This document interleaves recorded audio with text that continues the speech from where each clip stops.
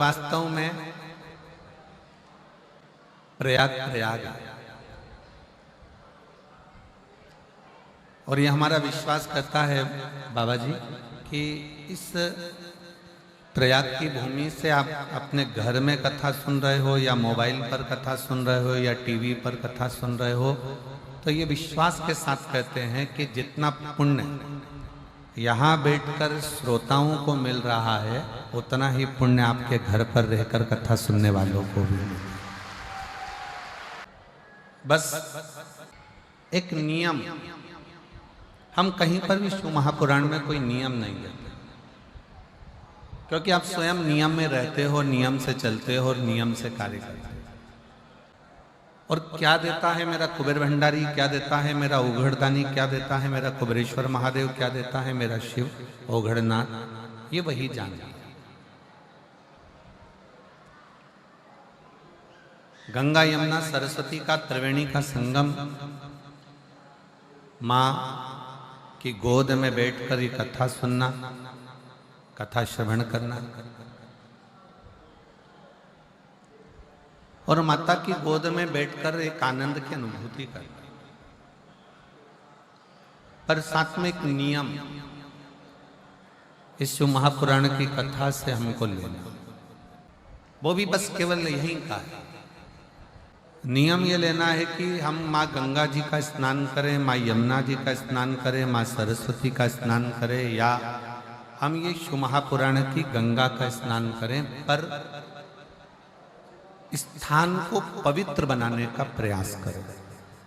ये नियम हमारे अंदर हो कि हमारे जहाँ हम कथा सुन रहे हैं या जिस प्रांगण में रह रहे हैं या घाट पर स्नान करने जा रहे हैं या कथा मंडप में पहुंचे हैं, तो वो स्थान पवित्र, उसको स्वच्छ बनाओ, उसको गंदा नहीं बनाना। ना जाने कौन कौन नया नया नियम बना जाता है कि आप तीर्थ में स्नान करने जाओ तो अपने कपड़े छोड़कर आ जाओ। मुझे तो आज तक वो महाराज नहीं मिला जिसने बोला हो कि नहाने जाओ तो अपना तन का कपड़ा घाट पर छोड़कर आओ।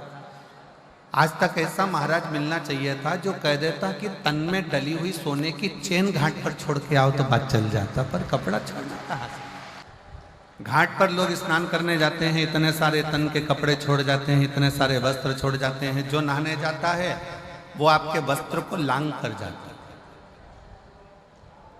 अब उस व्यक्ति को यह नहीं मालूम कि अपने तन का कपड़ा, अपने तन का वस्त्र क्यों। आप लोगों को मालूम होगा कि आप अपने घर में वस्त्र सुखाते हो तो उस वस्त्र को तार पर डालते हो, डोरी पर डालते हो, किसी क्यारी पर डाल देते हो, पर उसको जमीन पर नहीं डालते, क्योंकि हमारे कपड़े अगर कोई लांग कर जाएगा तो बीमारियां हमको घेरती जाएगी। किसको बीमारियां घेरेगी? जो लांगा है उसको नहीं, जिसका वस्त्र है उसको।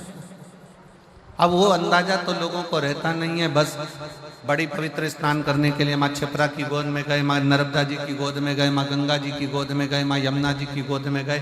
किसी ने कहा था कि कपड़ा नहीं छोड़ना है, अपना दिल, अपना कलेजा, अपना हृदय। जब किसी पवित्र स्नान के लिए जाओ, पवित्र नदी के तट पर जाओ, माँ गंगा यमुना कावेरी सरयू छिपरा नर्मदा आदि के तट पर जाओ, तो अपना दिल छोड़ो, अपना हृदय छोड़ो, अपनी विसंगतियां, जैसे कुछ गलत बोलते हो, गलत विचार रखते हो, अपशब्द कहते हो, ताना देते हो, गालियां देते हो, आड़ा टेढ़ा बोलते हो, वो छोड़ो। पर लोग वो तो नहीं छोड़ पाए। मालूम पड़ा कि उन्होंने अपने कपड़े छोड़ दिए। शंकर भगवान का क्या अपना असली स्वरूप में शिव हमारे सामने, हमारे सम्मुख में आ सकते? मेरा देवाधिदेव महादेव आपके सामने असली स्वरूप में भी आ सकता है, मना नहीं। पर आज का जो युग है ना, ये बड़ा विचित्र युग है। आज का जो समय है ये बड़ा विचित्र समय है। इस समय में आप शंकर भगवान को पहचान नहीं पाओगे। अगर असली स्वरूप में भी आ गए तो आप जान नहीं सकते। शिव अगर सत्यता के सम्मुख में सामने आकर प्रकट भी हो जाए, सामने आकर खड़े भी हो जाए, तो आप उसको पहचान नहीं पाओगे। आपके मन में आएगा, हो सकता है कोई बहरूपिया, हो सकता है कोई तिलक लगाया, हो सकता है कोई ने वेश बनाया, हो सकता है कोई स्वरूप धर कर आ गया, आप शिव को पहचानोगे तो शिव सामने कभी नहीं आते।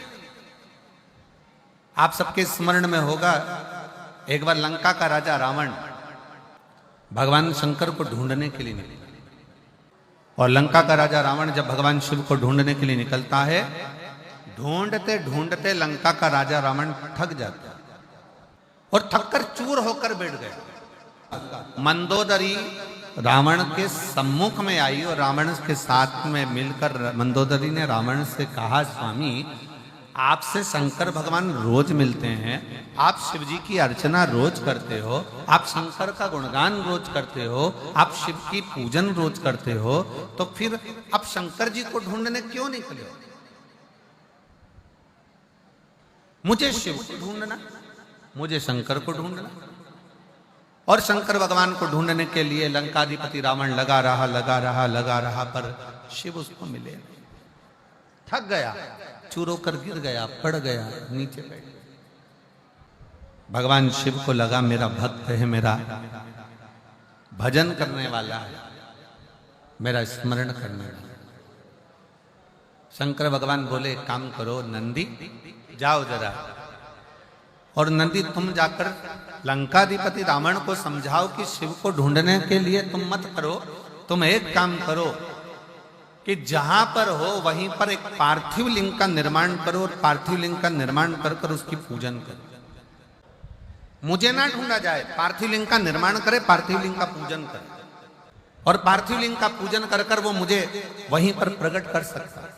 पर रावण कह रहा है कि मैं शिव को ढूंढने के लिए निकला हूं, पार्थिव लिंग का पूजन नहीं, स्वयं शंकर को अपने साथ में लेकर मैं लंका तक जाऊंगा, लंका तक पहुंचूंगा, मैं लंका तक जाऊंगा, लंका तक पहुंचूंगा। मैं पार्थिव लिंग का पूजन करने के लिए रोज करता हूं, मना नहीं, पर मैं पार्थिव पूजन आज शिव को ढूंढने के लिए नहीं करता।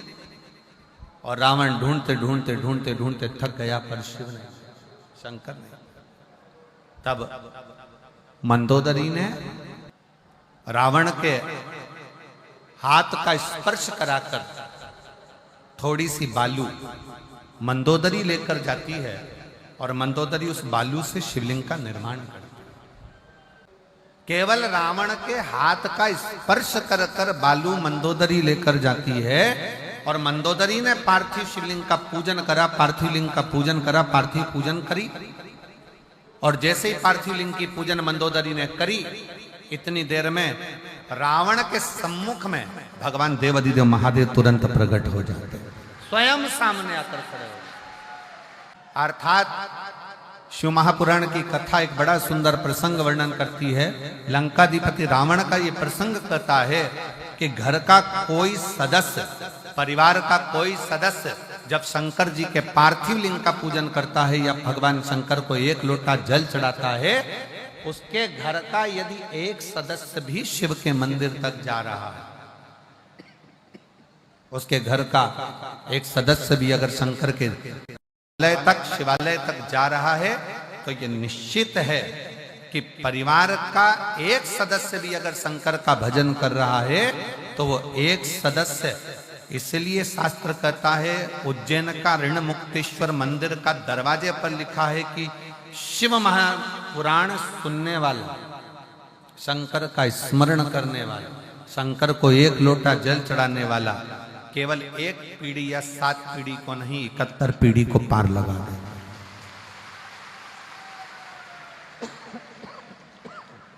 71 पीढ़ी को पार लगा।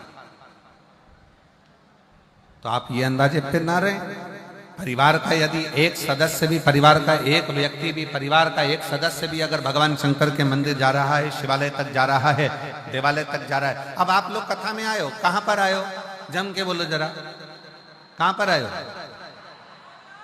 जम के प्रयागराज। स्नान कर लिया? जम के बोलो जरा। हाउ, ठीक है। प्रणाम कर लिया? ठीक है।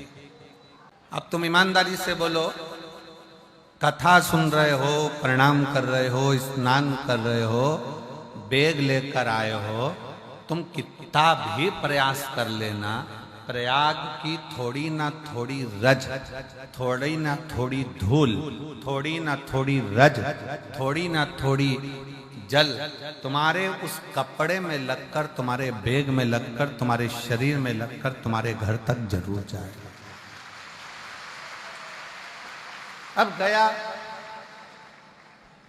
तुम अकेले आए हो, 2 जनी आए हो, 4 जनी आए हो, जिसके घर से तुम्हारे घर से आए, चलकर जब तुम प्रयागराज की भूमि से, जब प्रयागराज की धरा से जब यहां से जाओगे, तुम्हारे गांव में तुम पैदल चलकर जाओगे, तुम्हारे शरीर की रज उस गांव में गिरेगी, तुम्हारे शरीर की रज, तुम्हारे बैग की रज तुम्हारे घर में गिरेगी, वो रज तुम्हारे शरीर की, तुम्हारे बैग की, तुम्हारे परिवार में कहीं ना कहीं वो गिरेगी, और तुम्हारे दूसरे के शरीर से भी अगर वो लगेगी तो ये निश्चित है कि 144 वर्ष के बाद पड़ने वाले महाकुंभ का फल भी उसको प्राप्त हो।